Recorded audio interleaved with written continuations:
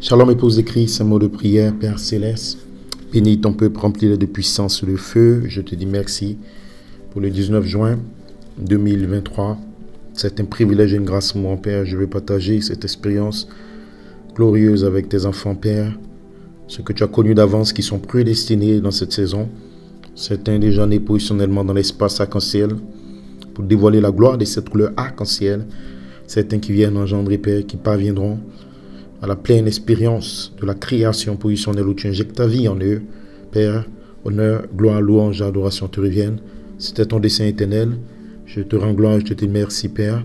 Nous n'avons rien fait, mais tu as placé cette nature, ce gène en nous, afin qu'en son temps, sa saison, nous soyons manifestés dans cette vie. Et tu as dit que si nous prenons cette naissance, que nous le parlerons, certains fils viendront, Père, à la vie, pour seulement la gloire de ton nom, pas un homme, mais que ta gloire éclate davantage dans nos vies, dans le nom de Jésus-Christ. Amen. Que Dieu vous bénisse, mes frères et sœurs, Église du Dieu vivant et épouse de Christ, que sa miséricorde et sa grâce surabondent sur vous. Je vais simplement rendre hommage et partager avec vous certains points sur ce glorieux baptême de feu qui vient dans le temps de la vie et dans le temps du troisième pull, et parler de ceux qui sont éternels, qui peuvent renaître, ceux qui font partie des gènes de Dieu, des attributs éternels de Dieu, des pensées gènes, des pensées pures, des pensées originelles qui étaient avec lui et en lui. Les seuls qui peuvent revenir et être recréés, renaître sur la terre. Et gloire soit rendue à Dieu, à la prédestination, le temps de la vie, dans la saison correcte. Nous avons réalisé que nous étions des aigles, que nous pouvions renaître. Pas juste recevoir le baptême dans notre esprit, avec des dons, avec la puissance, avec la prédication, non. Mais renaître par sa nature, par ses vertus, par sa puissance, pour produire Dieu, pour produire une image vivante de Dieu. Ainsi, je vais partager avec vous le témoignage de ma recréation du 19 juin 2011, bien que près de 10 ans avant, nous étions dans ce message, prêchant la parole et étudiant et dans nos assemblées respectives. Mais la grâce de Dieu a voulu que nous puissions rencontrer le ministère de la perfection, le ministère de Jésus-Christ en trois faces, l'ouverture de la parole venant en écho par un apôtre, et comprendre le grand secret d'Élohim qui revient, la révélation que nous étions un attribut de Dieu exprimé dans le commencement et qui doit se déverrouiller, se dévoiler dans le temps, pour une manifestation de la nature divine, ces attributs qui reviennent en puissance dans notre vie, et Christ qui doit se dévoiler dans son épouse. Ainsi, nous bénissons Dieu, et je veux donner cet exposé spécialement pour exhorter mes frères, et il n'y a aucun complexe à avoir au sujet de la naissance. Dans votre famille naturelle, vous naissez en votre temps et en votre saison. Vous êtes tous des membres de la famille, vous êtes tous des fils de la famille. Ce que vous serez, même les derniers de la famille peuvent devenir des gens très puissants naturellement dans une famille. Et les premiers peut-être ils ne seront pas. Ce n'est pas un classement d'ordre. Chaque siècle, il y a des gens qui devaient naître. Abraham devait naître il y a un temps. Christ devait venir il y a 2000 ans. Les apôtres devaient naître et tout. Dieu exprime chaque fils, même naturellement dans une époque de temps bien donnée. Ainsi, dans le domaine spirituel, nos pères apostoliques, Dieu a voulu consentant sa saison selon son dessein éternel, qui viennent sur la terre et qui voient le Messie physiquement. L'apôtre Paul ne l'a pas vu dans son corps, mais l'apôtre Paul a reçu aussi une naissance spirituelle. Dans le 2e siècle, l'âge d'Irénée, Martin, Colomba, jusqu'au 7e âge, Malachie 4, nous n'avons pas vu Jésus, nous n'avons pas vu les apôtres, nous n'avons pas vu David, nous n'avons pas vu Moïse, nous n'avons pas vu. Mais ce sont les fils attributs de Dieu, exprimés dans le Logos, formant l'image de la sémence parole dans le Logos, pour dévoiler le grand plan de Dieu de la Genèse jusqu'à l'Apocalypse. Il a fait au travers des attributs. Tu n'as jamais vu Adam, mais nous savons qu'Adam était sur la terre. Tu n'as pas vu Abraham, mais Abraham était sur la terre. Isaac, Jacob, Joseph, et les 12 tribus, et tous ceux qui viennent comme des fils de Dieu, ces prophètes. Nous avons juste l'histoire. Dans le temps et dans la saison, ces fils sont manifestés naturellement. Et ensuite, Dieu descend, manifester, vivifier l'attribut de leur nom qui était en lui avant la fondation du monde. Il est mort, il exprime sa vie, son œuvre dans leur époque et dans leur temps, écrivant l'histoire de la Bible. Voilà pourquoi leur nom est dans la Bible. Et on peut dire Jérémie 1, et on peut dire Agé, on peut dire Malachie, on peut dire Matthieu 1, Marc, Luc, Jean, 2 Pierre, un peu de Jude. Pourquoi? Ce sont des fils attributs de son esprit, manifestés, exprimés dans la chair, dans le temps, pour dévoiler le dessein, la tribu gêne, le désir qu'il avait dans une époque de temps bien donnée. Quand nous présentons une brochure que nous avons, Frère Branham a dit, nous parlons de qui? Nous parlons de Frère Branham, la tribu, Frère Branham gêne, Frère Branham, l'être éternel, qui était en Dieu avant la fondation du monde. Pas le corps, William Branham, mais la tribu. Et la tribu étant éternelle, la tribu exprimé dans le commencement, dans la parole, dévoile un dessein de Dieu pour l'heure et pour le temps. Et la tribu étant éternelle, la tribu partage la gloire des attributs éternels de Dieu, ainsi par la tribu, qui est même Dieu lui-même. Dieu se émorphe, il devient lui-même le croyant, il devient lui-même le prophète, il devient lui-même l'apôtre. Ainsi, il exprime par une vie sa parole au travers d'un prophète, et cette parole devient une lettre dans des brochures lues, une vie manifestée. Ainsi, nous voyons des lettres lues, nous voyons la Bible de Dieu au travers des attributs manifestés, comme en Paul, comme en Pierre, comme dans les apôtres, comme en Christ, comme en Malachie 4. Il était un attribut de Dieu manifesté, une lettre lue. Mais il devait naître et exprimer la vie de la tribu, la nature, le caractère, la puissance du ministère qu'il avait. Cela venait des pensées de Dieu. C'était une prédestination. Ainsi, il n'y a aucun complexe à avoir. Dans votre temps, dans votre saison, vous naissez, et vous naissez pour être placé positionnellement dans le corps, afin que l'intelligence, Christ, la tête, exprime sa vision parfaite au travers des membres du corps. Et ça peut être un apôtre, prophète, docteur, évangéliste, un frère, une sœur, peu importe sa position dans le corps, diacre, huissier, ministre, docteur, ménagère, peu importe où ils sont dans le corps, ils exprimeront les attributs, la volonté, les désirs, les pensées pures de Dieu pour l'époque et pour la saison. Ils dévoileront le plan de Dieu qu'il avait voulu faire en eux. Sur cette terre, c'est Christ lui-même qui s'est émorphe. Et si nous bénissons Dieu, dans la communion le 12 décembre 1965, donc le dernier sermon de Malachie 4, notre prophète, il nous révèle ce grand mystère, ce très grand mystère, il nous le révèle. Il nous dit, qu'est-ce que c'était la citation 49? Il y avait un autre William Branham, voyez, une parcelle de cette vie éternelle là au fond, provenant des gènes de Dieu. La parole de Dieu qui avait été placée là. Et chacun de vous peut se rappeler des choses semblables. Voyez-vous, elle était à l'œuvre. Donc, il y avait un autre William Branham. Vous voyez l'homme William Branham, mais il y a un autre. La parole de Dieu qui provient des gènes de Dieu, ces gènes éternels, les attributs de Dieu. Et cet autre William Branham qui était au fond de la pensée de Dieu, cet autre spirituel, c'est ça l'attribut dont Malachie 4 parle. Il était placé là et il était placé dans sa nature. Et Malachie 4 va nous expliquer. Cette nature, ce gemme éternel était placé là dans sa nature. Et nous le dit à la citation 45, la communion. Il dit, ce que je disais en citant mon exemple, comme si on disait, William Branham, eh bien, 40 ans, il y a 40 ans, ce William Branham n'était pas le même que celui-ci ce soir. Donc, il y a un temps où il n'était pas la même personne. Si quelqu'un de cette époque-là disait, William Branham, c'était un vrai coquin. Voyez-vous, parce que j'étais né de Charles et d'Ella Branham. Et de par leur nature, j'étais un pécheur. Je suis venu au monde un menteur avec toutes les habitudes du monde qui étaient déjà en moi. Donc, il parle de sa première naissance, donc l'ouverture de sa vie, son livre de vie. Chacun de nous aujourd'hui est né avec une première naissance, avec une première manière d'être, avec une habitude humaine, charnelle, le vol, le mensonge. Ne vous inquiétez pas pour ça. Si vous êtes un être éternel, que vous venez de Dieu, et que votre nom, votre attribut, votre gène est en Elohim avant la fondation du monde, l'heure, le temps, la saison viendra où cette nature va se dévoiler, l'air va entendre la voix, elle va crier le tonnerre de Dieu, et l'attribut de Dieu va exploser, éclater, et vous ne serez plus jamais la même personne. Mais ça vient en votre temps et votre saison. Et gloire soit rendue à Dieu, le 19 juin, je l'ai reçu, et ce germe est entré, et je ne suis plus la même personne. Avant cela, c'est vrai, vous êtes dans la parole, vous êtes dans le message, mais il y a un temps, il y a une saison qui vient, où le troisième pilier se rapproche de vous. Ces êtres angéliques, ils viennent de manière surnaturelle. Vous rentrez maintenant de l'élément temps à l'élément éternel. En d'autres termes, le germe éternel de votre nom, placé dans votre nature, se dévoile et se manifeste. Et là où Dieu vous avait vu dans ses pensées, œuvrer dans le corps, vous prenez votre place positionnellement par naissance. Et vous agissez, vous œuvrez pour la gloire de son royaume. Ainsi, Malachie 4 est né positionnement et vous avez vu, il a grandi, il faisait l'œuvre de Dieu, un prophète.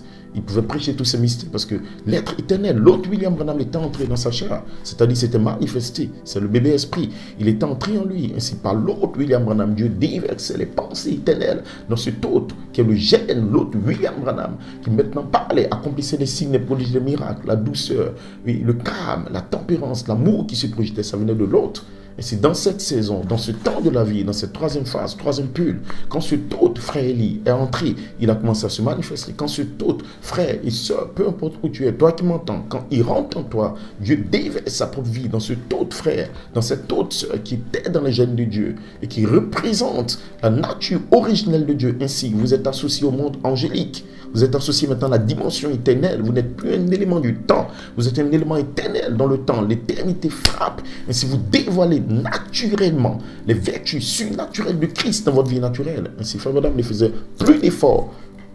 Il avait la colère, il dit j'étais très colérique, mais il avait la douceur, le calme, la vertu, la connaissance, la tempérance, la patience, toutes les 7 couleurs arc-en-ciel qui étaient dans la grande fontaine d'amour se répandent dans ce bébé esprit. Il injecte sa vie à l'intérieur, l'arc-en-ciel éclate et l'enfant naît.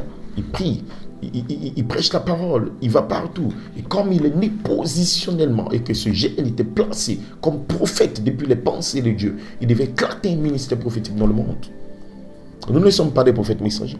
Peut-être que nous ne sommes pas apôtres, nous ne sommes pas évangéliques, mais nous sommes des fils attribués.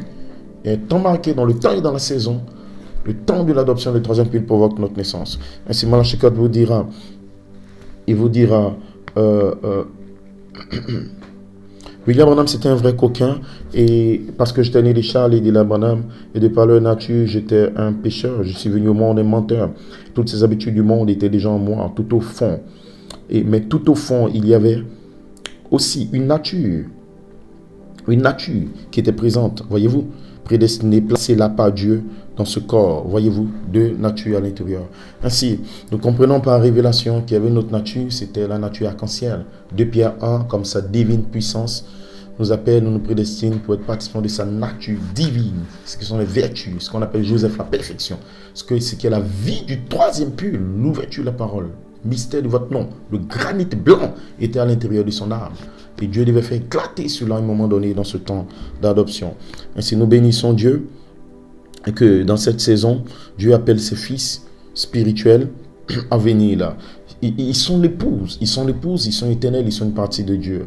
Et ils naissent que par la parole parlée du troisième pull. Quand le glorieux mystère vient pour appeler quoi?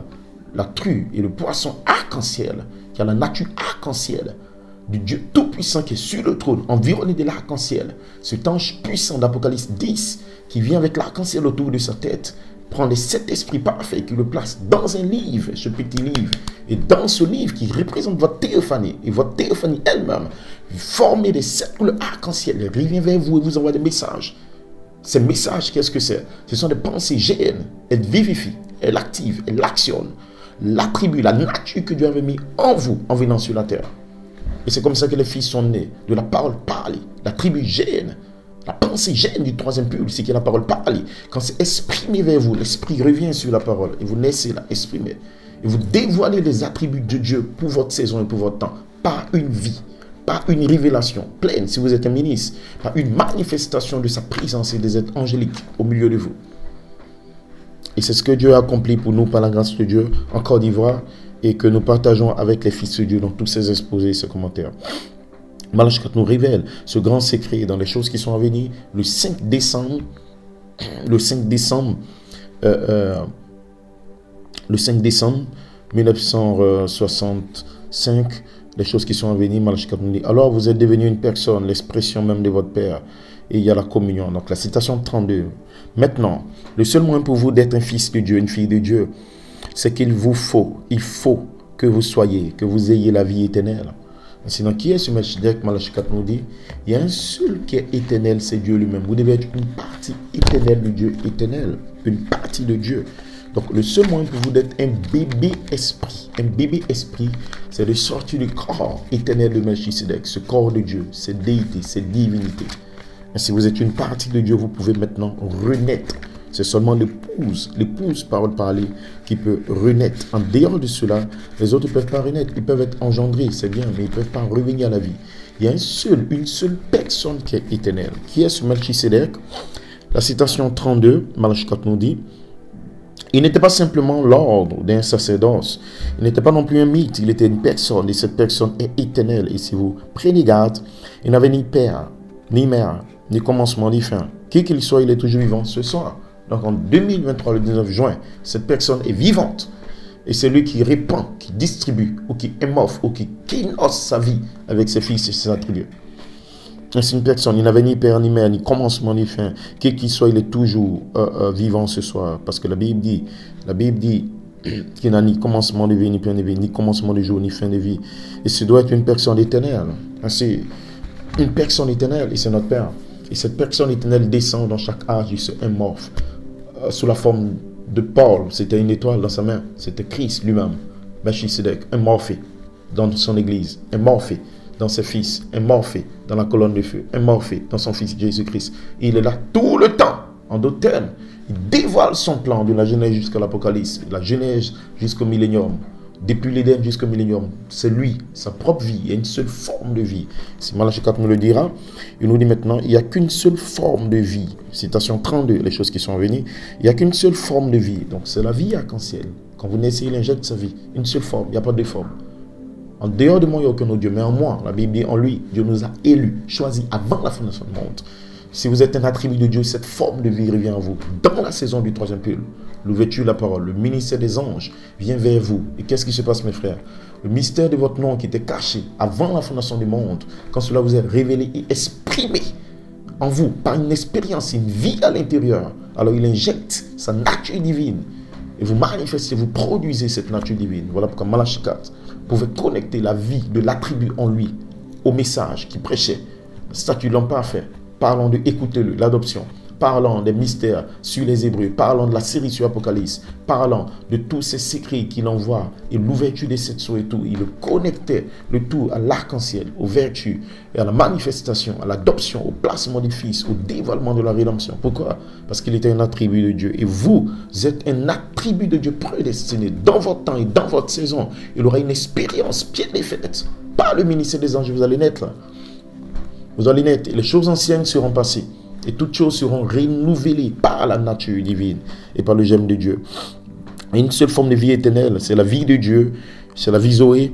Une seule forme de vie éternelle, c'est Dieu. Et là, pour être un fils de Dieu, une fille de Dieu, il fallait que vous ayez été en lui depuis toujours le gène de votre vie. Donc, quand il dit qu'il y avait un autre William Branham de gène, il y avait un autre frère Lee. J'étais un gène de Dieu. Depuis avant la fondation du monde, dans les pensées de Dieu. Et je ne pouvais pas le savoir. Et vous ne pouvez pas le savoir. Et vous venez dans le message, vous êtes là dans telle église, souvent des interprétations telle et tout. Et à un moment donné, quand le temps, la saison arrive, selon le dessein éternel qu'il avait formé en lui-même, d'exprimer le gène de votre vie qui est en lui, il exprime. Il n'a pas besoin de demander conseil à un pasteur, à un bishop, à un docteur et tout. Non, vous prenez position dans son corps mystique, exprimé dans le temps. Et qu'est-ce qui se passera, frère? Vous allez sortir en manifestation de votre vie. Si vous êtes un ministre, le germe de votre vie va chercher les pensées éternelles de Dieu. Et vous le parlerez. Et le ciel descend, il confirme cela. Et aucune crainte ne vient vers les gènes de Dieu. Voilà pourquoi frère Branham n'avait pas de peur de n'importe qui. Pourquoi? Il était un gène de Dieu. Il a pris sa position dans le corps. Jésus n'avait pas peur. Les apôtres eux-mêmes, avant leur expression véritable, ils ont eu l'onction, ils ont fait des miracles, ils ont prêché. Dans Matthieu 10 et tout, Luc 24, la parole leur est ouverte. Parce qu'ils ont un gène à l'intérieur. Le jour de la Pentecôte, acte 2, quand la colonne de feu vient, oui, il est manifesté, cette vertu arc-en-ciel en eux. Ils sortent, je n'ai ni or, ni argent, ce que j'ai, je te le donne. Ils les ont attrapés, mais est-ce que vous pensez qu'on devrait servir l'homme ou Dieu? Tuez-nous, mais nous servirons Dieu. Pourquoi? Ils étaient exprimés depuis le gemme de leur nom. Aucune crainte. Quand vous êtes exprimé depuis le gène de votre nom, que vous naissez là, il n'y a aucun démon dans le ciel, sur la terre, dans tout l'univers qui peut vous stopper. Il n'y a aucun ministre sur la face de la terre, qu'il vienne de l'Europe, des États-Unis, qui sont au Banham Tabernacle, à New York City, tout. Quand vous êtes exprimé, vous avez relation directe avec la section du livre et du trône de Dieu. Vous êtes en contact direct avec ce Melchisédek, la grande famille royale qui est dans l'univers. Rien ne vous stoppe. Vous vous nourrissez directement d'une source très élevée depuis les dimensions éternelles. Rien ne vous stoppe. Jusqu'à ce qu'ils reviennent à cette naissance, ils ne pourront pas tenir. Les épreuves viendront, le démon viendra, le diable viendra, les portes de l'enfer du séjour des morts, mais ils ne pourront jamais prévaloir. Parce qu'en réalité, c'est Dieu lui-même qui se émorphe comme un bébé esprit en vous. Qui peut le vaincre? Qui peut le stopper? Qui peut l'écraser? Qui peut le noyer? C'est un gène, c'est un attribut éternel qui garde les qualités éternelles de Dieu. Ainsi, nous bénissons Dieu. Malachie 4 nous dit, le gène de votre vie spirituelle ce soir, était en Dieu, le Père, avant même qu'il y ait une moindre molécule. My God, cela fait de vous un être éternel. Il y a de quoi avoir la joie, la paix, la tranquillité. Vous ne mourrez pas, vous ne pouvez pas aller en enfer, vous ne pouvez pas vous perdre. Et c'est seulement ces éternels qui vont dans l'enlèvement. Ainsi, ce gène de votre vie, avant qu'il y ait une moindre molécule, voyez-vous, vous n'êtes rien d'autre que la manifestation du gène de vie qui était en Dieu, en tant que fils de Dieu. Maintenant, vous êtes exprimé une fois que sa parole est venue à vous. Ainsi, quand la parole s'ouvre dans la saison du troisième pull, la parole vient à vous. Dans l'ouverture de la parole, votre entendement, vous êtes exprimé derrière la parole. Il y a votre vie, il y a votre expression, il y a votre image, il y a vos qualités, il y a votre statut qui s'exprime directement.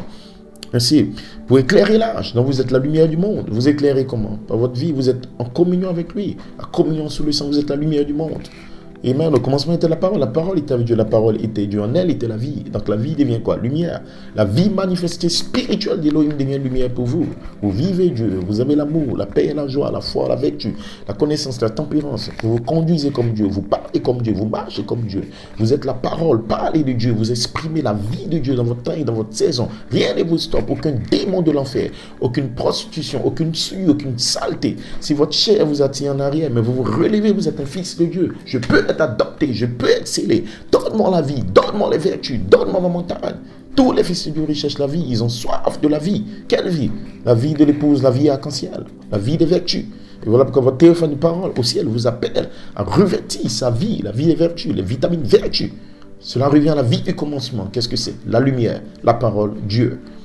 Et si vous êtes des fils de Dieu manifestés, maintenant vous êtes devenus, vous êtes dans cette église parce que votre devoir c'est d'exprimer Dieu dans cette nation, dans ce peuple, dans ce quartier que vous fréquentez. Bénissons le nom du Seigneur. Ces fils attribués de son esprit, qu'est-ce qu'ils vont faire? Ils sont l'épouse parole parlée.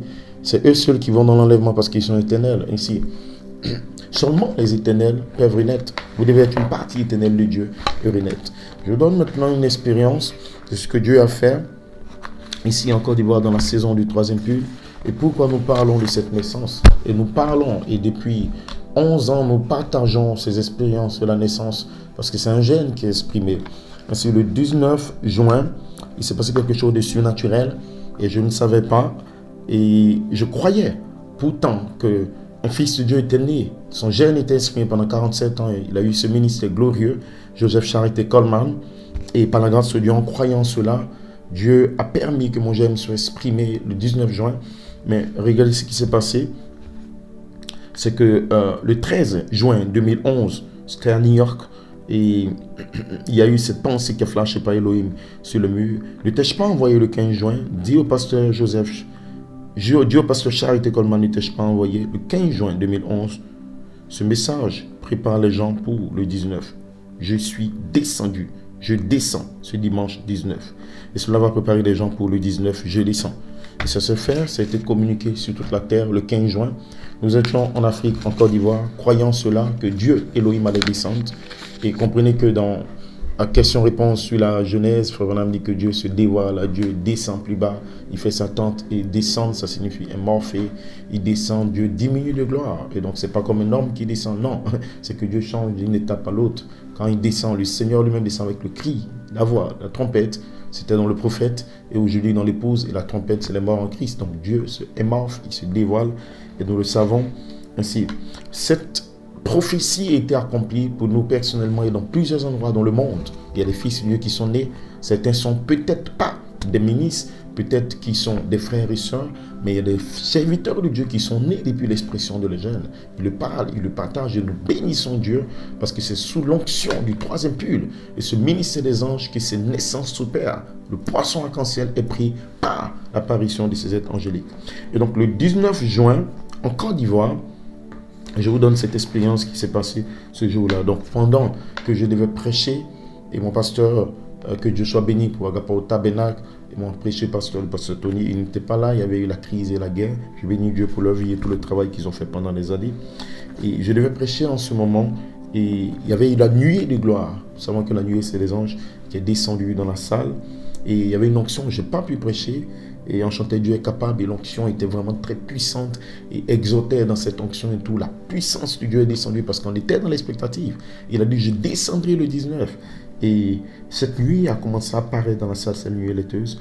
Et il y avait un ange très puissant qui a crié, et qui criait comme un tonnerre. Michael est là, Michael est là. Michael, il disait, Michael est là. Et c'était comme un tonnerre. Donc il y a eu après une autre voix, comme un bruit de tonnerre très fort qui s'est passé. Et il y a une autre voix qui a crié, ne les laisse pas partir, Jacob. Ne les laisse pas partir, Jacob.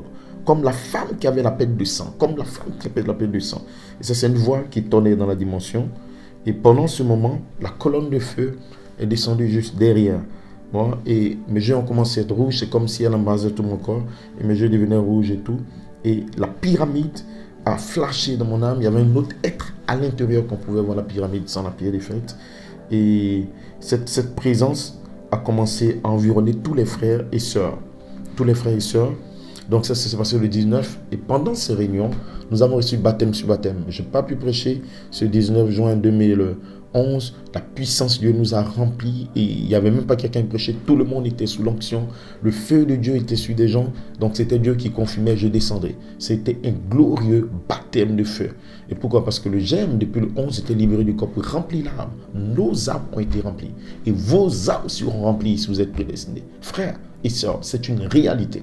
Tu n'as pas besoin d'être en Europe, aux États-Unis. Tu as besoin que ton âme s'élève par la foi pour posséder ce que Dieu a gardé et réservé pour ta vie depuis la fondation du monde. C'était une réalité vivante, une réalité puissante. Et je ne peux jamais oublier ces moments-ci.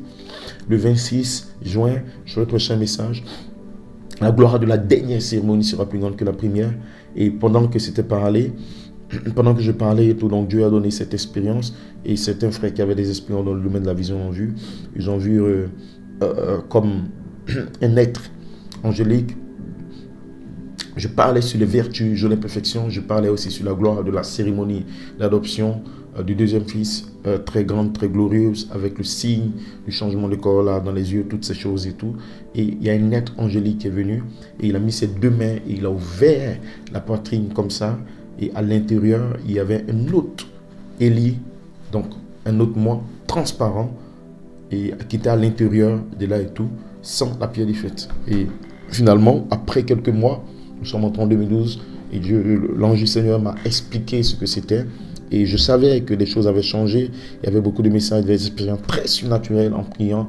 Quand l'apôtre de Dieu est décédé, et dans la forêt à Benjeville, priant et tout, beaucoup d'expériences surnaturelles. Le Saint-Esprit avait commencé à ouvrir pour moi depuis des mois que c'était cet hôte, ce gène, comme cet autre qui était en train de William Branham, en un moment donné, qui était venu et il m'a expliqué ce que c'était. C'était cette naissance pierre du fait du troisième pull et qui devait maintenant sortir parce que sans la pierre fêtière, sans la charité courant sur la pierre fêtière, il fallait être formé, des tests, des épreuves, il fallait prouver cette naissance. J'avais un don pour prêcher la parole et donc cette naissance devait se connecter à mon don et il fallait faire face et prouver scripturairement par l'ouverture de la parole. Parce que quand vous naissez, les plans du royaume vous sont ouverts. Vous pouvez entrer maintenant là et parler avec autorité, avec foi. Et c'est ce qui a été pendant toutes ces années et toutes ces révélations qui sont venues pour ouvrir et prendre les éléments en suspens, les placer dans la parole avec la puissance plus élevée, avec le ministère des anges, avec l'ordre de Melchisédek, avec tout ce qui s'est passé pendant toutes ces années. Ça venait directement de cet autre frère à l'intérieur. Et qu'est-ce que c'est? C'est le dévoilement du plan éternel et du dessein qu'il a en lui-même. Il y a beaucoup de fils de Dieu dans les nations. Nous avons des fils de Dieu au Congo, à Madagascar, en Guinée, en Europe, même aux États-Unis. Des frères à New York, des frères en France, des frères en Allemagne. Ce sont des fils de Dieu. Ils ont une naissance pierre des fêtes. Et nous prenons cette naissance, nous la parlons. Nous la parlons comme Jésus est né. Et Matthieu 1, voici de quelle manière il voit sa naissance. Les apôtres de Dieu, la naissance, l'adoption, on le parle. Ces expériences qu'ils ont eues, ce sont des expériences parole parlée. Vous le parlez. Ainsi, ma naissance, je la parle par la foi. Et cela a provoqué la naissance de beaucoup de fils de Dieu dans nos assemblées, dans d'autres pays. Pourquoi? Parce que ce sont des fils de Dieu. Ils doivent revenir au livre de la vie et être exprimés depuis le gène de leur nom. Ainsi, je bénis Dieu, je rends gloire à Dieu et je vous exhorte parce que c'est le temps de la vie, c'est le temps de la reproduction du grain. Seulement les éternels reçoivent la naissance parce que dans leur âme, il y a une sémence, il y a un gène, il y a un attribut. Et ce véritable don Malachie 4 nous dit les choses à venir. C'est un gène, c'est un attribut dans votre âme. Quand il est en vous, quand le baptême du Saint-Esprit est relâché dans le troisième pull, alors le baptême, avec toutes les sept couleurs arc-en-ciel, se connecte à l'âme, le don, le germe à l'intérieur de vous. Et vous pouvez maintenant entrer dans une renaissance, une recréation. Et voilà comment ces fils de Dieu sont nés de nouveau dans cette saison. Malachie 4 nous révèle ce grand mystère. Le 20 janvier 1965, ne t'appuie pas sur ton intelligence. Malachie 4 nous parle d'être vivifié. Et vivifier, c'est la puissance vivifiante. C'est la vertu puissance qui amène un bébé qui reproduit la vie. Et cela est relâché seulement dans le troisième pull. Et c'est ce que nous avons reçu dans cette saison. La citation 17, Malachie 4 nous dit, donc, voyez-vous, si vous étiez dans la préscience de Dieu, si, en Côte d'Ivoire, en Europe, en Afrique, partout où vous êtes, en Amérique latine, partout, si vous étiez dans la préscience de Dieu, pas dans votre assemblée locale, mais si vous étiez dans la préscience de Dieu, alors vous devenez une partie de Dieu, le Dieu immortel éternel, la seule forme de vie, le Dieu de gloire, omnipotent, omniscient, omniprésent. Vous êtes une partie de Dieu. C'est une chose glorieuse. Vous participez aux attributs à la gloire de Dieu. Et le seul moyen pour vous d'être un fils de Dieu ou une fille de Dieu, un véritable fils né, c'est que vous deviez être une partie de Dieu. Et Dieu n'est pas complet sans vous. Donc l'enlèvement ne peut pas se faire sans vous. Là où vous êtes, Dieu est incomplet. Chaque partie, chaque portion de son être doit être manifestée, s'exprimer et reprendre sa position littérale manifestée sur la terre. Revenir à lui. Forcément, c'est exact parce qu'il y a une seule, il n'y a qu'une seule source. Une seule source de la vie éternelle. Donc nous venons tous de la même source. Tous les fils attribués de Dieu. Ils partagent la même vie, le même désir, la même vision. Et dans cette source, il n'y a pas orgueil, calomnie, les démons de Timothée 3, la vie impure, souillée. Elle n'existe pas dans cette source. C'est une source de l'amour parfait, l'amour pur. La joie parfaite, la joie pure. Aucune jalousie, aucune rancœur. Non, c'est une source de qualité éternelle, de pureté éternelle, de sainteté éternelle, de grâce éternelle, d'amour éternel. C'est une source. Voyez-vous, vous étiez une partie de Dieu et en ce sens, vous êtes un attribut et au que vous étiez dans la pensée de Dieu au commencement.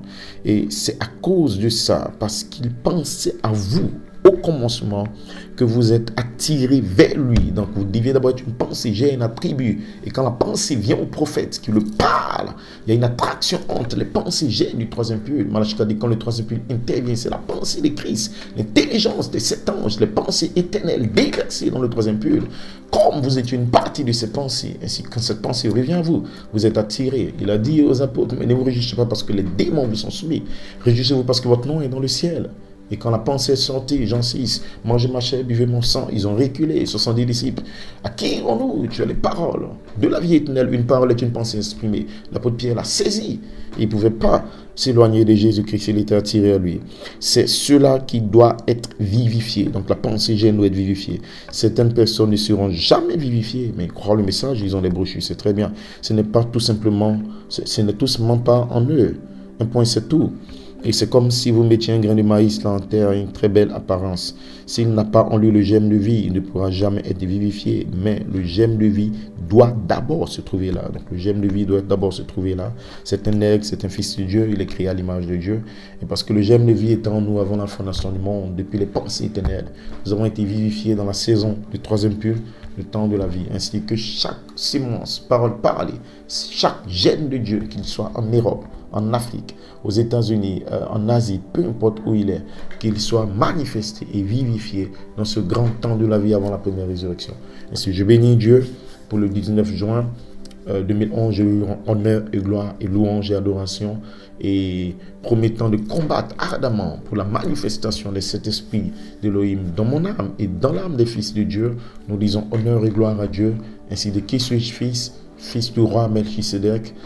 Pas de commencement, pas de fin. Nous rentrons dans le temps pour exécuter un plan, un dessein. Nous venons de Dieu, nous retournons à Dieu et bientôt nous sortirons de la gloire du corps mortel à la gloire de ce corps de gloire immortel. Gardé avant la fondation du monde, nous pourrons dire comme Jésus dans Jean 17, glorifie mon Père de la gloire que j'avais avant la fondation du monde dans cette téléphonie parole. Nous serons un morphé, changé, transformé. Et nous aurons ces jeunes corps pour aller dans la première résurrection et dans le millénium. Ainsi que Dieu vous bénisse richement. ma précieuse pierre de puissance, et tous mes frères et sœurs, mes frères dans le ministère, que Dieu vous bénisse, qui vous comble, qui vous remplisse. Et je dis merci au Seigneur pour ce 19 juin. Mon cœur est tellement dans la joie et je voulais partager cela avec vous. Bon anniversaire encore à toutes ma précieuse assemblée et toutes nos pierres de puissance dans différents pays. Que Elohim vous bénisse spécialement dans cette saison et qu'il accomplisse dans votre temps, dans votre saison. S'il a déjà accompli, que vous puissiez croître dans la pleine statue de Christ, mais que vous puissiez être un attribut exprimé pour Dieu, pour éclairer l'âge mauvais en 2023 et que l'honneur et la gloire lui reviennent à lui seul, notre Père Melchisedec. Shalom, bon anniversaire. God bless you. Thank you, Jesus.